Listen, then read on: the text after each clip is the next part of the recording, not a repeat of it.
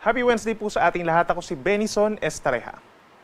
Nakapasok na po ng Philippine Area of Responsibility kanina alas 7 ng umaga ang minomonitor po natin na low pressure area. Huli itong namataan kanina alas 3 ng hapon, 940 kilometers po sa silangan ng Southern Luzon. At base po sa ating analysis, mataas pa rin ang tsansa na ito yung maging isang tropical depression or mahinang bagyo sa susunod na 24 oras. So kung mapapansin po nila, bahagyan antala yung pagiging bagyo nitong low pressure area dahil dun sa kakulangan po ng ulap at pagiging exposed nung circulation center nito na tinatawag. At sa ngayon po, yung low pressure area, yung buntot nito nagdadala ng mga pag-ulan sa ilang areas ng ating bansa. Kabilang na dyan ang Bicol Region, Eastern Visayas at lalawigan ng Romblon, kung saan overnight, posible po ang mga kaulapan at may chance ng mga light to moderate with at times heavy rain. So mag-ingat na po sa banta ng mga flash floods or landslides. Dito naman sa natitirang bahagi po ng Visayas, ganyan din ang buong Mindanao at lalawigan po ng Palawan, we're expecting na magiging maulap for many times simula po ngayong hapon hanggang bukas ng madaling araw. Sasamahan din po ng mga pag-ulan, lalo na dito sa may areas po ng Palawan, western portion of Visayas and Negros, hanggang dito sa may Zamboanga Peninsula, Sorsogon and Bangsamoro Region, may madalas na malalakas na ulan na maaaring magdulot ng flash floods or landslides. Yan po ay epekto naman ng southwest monsoon or hanging habagat. Habang dito naman sa natitirang bahagi po ng Luzon, including Metro Manila, simula po ngayong hapon, bahagyang maulap or minsan maulap naman ang kalangitan at sasamahan lamang po ng mga pagkulimlim at mga localized thunderstorms o yung mga usually pag-ulan na nagtatagal po ng 1 hanggang 2 oras. Base po sa latest tropical cyclone potential forecast po ng Pag-asa, inaasahang kikilos pa rin ang potential na bagyo west-northwest or heading towards dito sa may Northern Luzon pagsapit po ng Friday hanggang Saturday. So nakikita natin yung direktang maapektuhan po nitong weather disturbance na tatawagin natin Quiapo ay itong Ilocos Region, Cordillera Administrative Region at Cagayan Valley at posibleng mahagip din po itong ilang areas ng Central Luzon at yung northern portions ng Quezon and Bicol Region. So makakaranas po ng mga minsan pabugso-bugsong hangin yung ating forecast for this potential po na magiging bagyo. Natatawagin po natin bagyong Quiapo ay hanggang tropical storm category pagsapit po dito sa may malapit sa may Cagayan at inaasahan po natin na magtataas tayo ng hanggang wind signal number 2. Ang natitirang bahagi ng Luzon, ganyan din po ang Visayas and Mindanao, sa paglapit nitong pre-Quiapo ay we're seeing na magkakaroon din ng mga pag-ulan dahil po yan sa southwest monsoon or hanging habagat na maaaring magtagal po hanggang sa araw ng linggo kung saan papalabas ng PAR ang potential na bagyo. So we're seeing na magkakaroon din ng mga malalakas na ulan, lalo na sa may areas po ng Mimaropa, Western Visayas, inulit natin itong Negros Island Region, pababa ng Zamboanga Peninsula, Bangsamoro Region, and Sorsogon. Pagsapit po bukas, araw ng Huwebes, that's July 23, malaking bahagi pa rin po ng Southern Luzon ang magkakaroon ng maulap na kalangitan dahil po yan sa trough o yung buntot ng low pressure area na potential na bagyong Quiapo. We're seeing na itong Bicol Region by tomorrow magiging maulap pa rin ng kalangitan, gayon din ng Marinduque, Romblon, Quezon at Mindoro provinces. Sasamahan din po yan ng mga light to moderate rains in general sa umaga, hindi po ito tuloy-tuloy at pagsapit ng hapon hanggang gabi, mas lalakas pa mga pag-ulan or mas dadalas pa ang mga thunderstorms. Habang dito naman sa natitirang bahagi ng Luzon, by tomorrow, asahan naman ang bahagyang maulap at minsang maaraw na kalangitan, lalo na po dito sa may kanlurang parte ng Northern and Central Luzon. Habang pagsapit po ng tanghali hanggang sa gabi, maulap na ang kalangitan sa malaking bahagi ng Cagayan Valley, ngayon din ng Aurora, at dito rin po sa may Calabarzon, even dito sa may Metro Manila, at mataas na rin ang chance ng mga light to moderate with the times heavy rain simula po yan hapon hanggang gabi. So make sure po na kung lalabas po tayo ng bahay bukas, magbaon ng payong. Sa Metro Manila, ang temperatura bukas mula 25 hanggang 33 degrees Celsius. Sa may Baguio naman po mula 17 hanggang 25 degrees. At bago magkaroon ng mga cloudiness sa may Cagayan, maglalaro ang temperatura from 25 up to 37 degrees Celsius.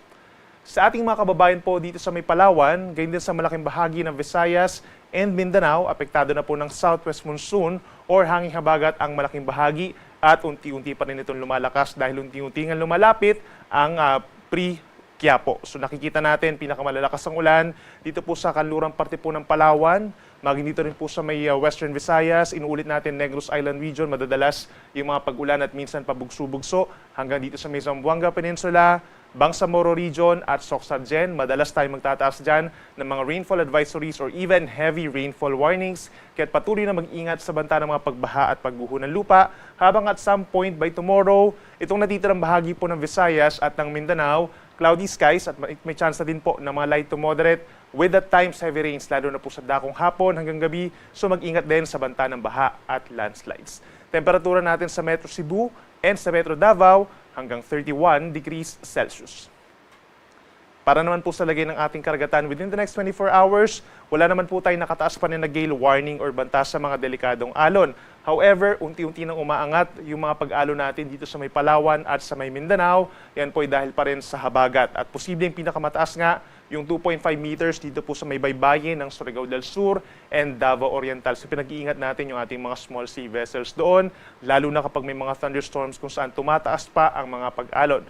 Other areas, kagaya dito sa may Visayas and the rest of Southern Luzon, hanggang 1.5 meters po yung pinakamataas na mga pag-alon. Habang dito pa sa may mainland Luzon, asahan naman yung 0.5 hanggang 1 meter na mga wave height. Medyo banayad pa naman po, no? Pero asahan sa paglapit ng weather disturbance na magiging bagyo nga, pagsapit po ng Thursday hanggang sa Saturday, ay posibleng matataas na yung mga pag-alon, lalo na dito sa may Northern Luzon, sa may baybayin po ng Aurora, down to Quezon and Camarines provinces.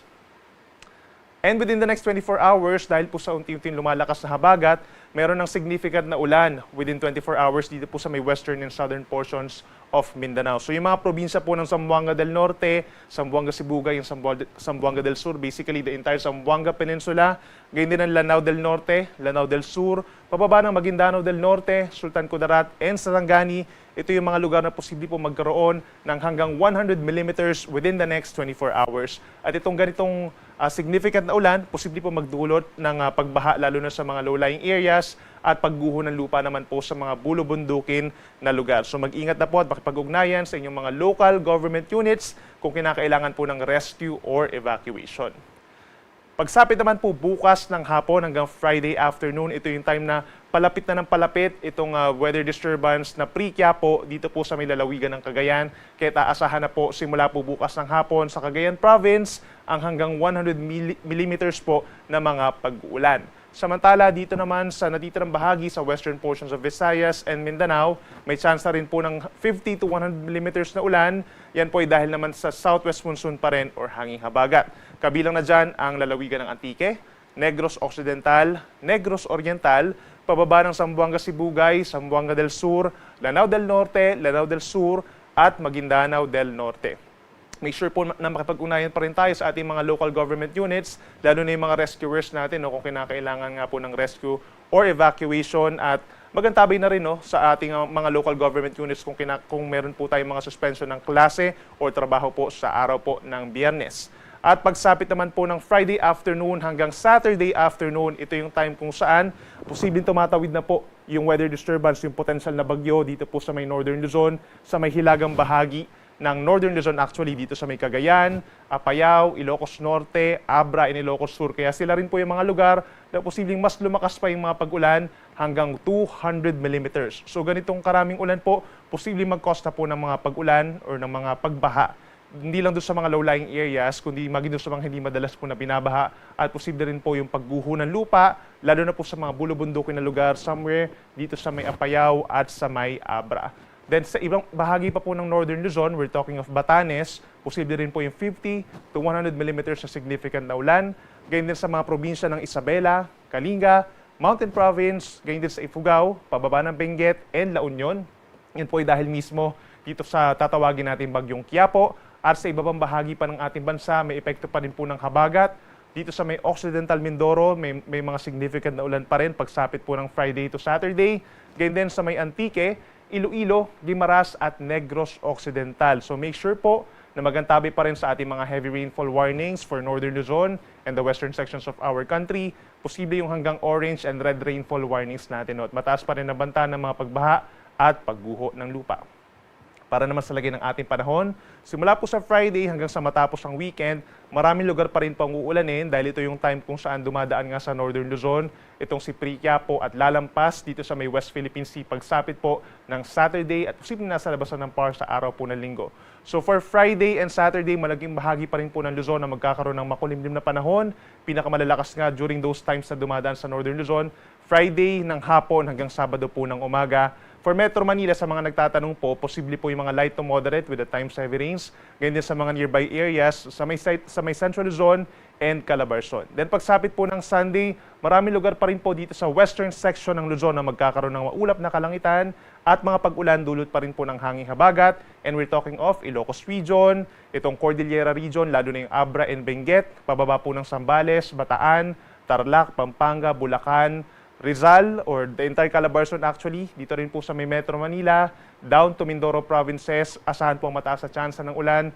The rest of Luzon, itong mga nasa eastern sections, improving weather conditions naman po, mababawasan na yung pag-ulan sa araw ng linggo. Sa ating mga kababayan po dito sa may Visayas, pinakamadalas ang mga pag-ulan dito pa rin sa kanlurang parte, no? We're talking of Iloilo, Guimaras, Negros Occidental, and Antique. Asahan yung pabugso-bugso mga pag-ulan pagsapit po ng Friday. Then sa araw po ng Saturday and Sunday, ang pinakang-uulanin na lamang ay itong mga areas kagaya ng Western Visayas at saka po yung Negros Island Region. So madalas ang mga malalakas na mga pag-ulan at mataas pa rin ang banta ng mga pagbaha at landslides doon. Habang ang Central Visayas and Eastern Visayas, improving weather conditions at may chance na lamang po ng mga saglit na ulan at thunderstorms Saturday po yan at Sunday. At sa ating mga kababayan po sa Mindanao, maraming lugar pa rin po pagsapit ng Friday ang magkakaroon ng mga pag-ulan dulot ng habagat. Ito pa rin yung mga areas ng Zamboanga Peninsula, Northern Mindanao, Bangsamoro Region, and Soxargen. May paminsan-minsang malalakas pa rin po ng mga pag-ulan kahit mag-ingat pa rin sa landslides at saka sa mga flooding. For the rest of Mindanao, itong Caraga Region and Davao Region, improving weather conditions, mababawasan yung pag-ulan pagsapit po ng Friday. And then Saturday and Sunday, asahan po yung improving weather conditions for the entire Mindanao, pero posible pa rin yung mga pag-ulan lalo na sa may Basilan, Sulu, Tawi-Tawi, and some areas of Zamboanga Peninsula dahil yan sa unti-unting humihinang habagat at mas madalas na maaraw na sa natitirang bahagi ng Mindanao for the entire weekend. Ang ating sunset ay 6:28 ng gabi at ang sunrise bukas 5:37 ng umaga. Yung mga latest mula dito sa Weather Forecasting Center ng Pag-asa, ako muli si Benison Estareja. Mag-ingat po tayo.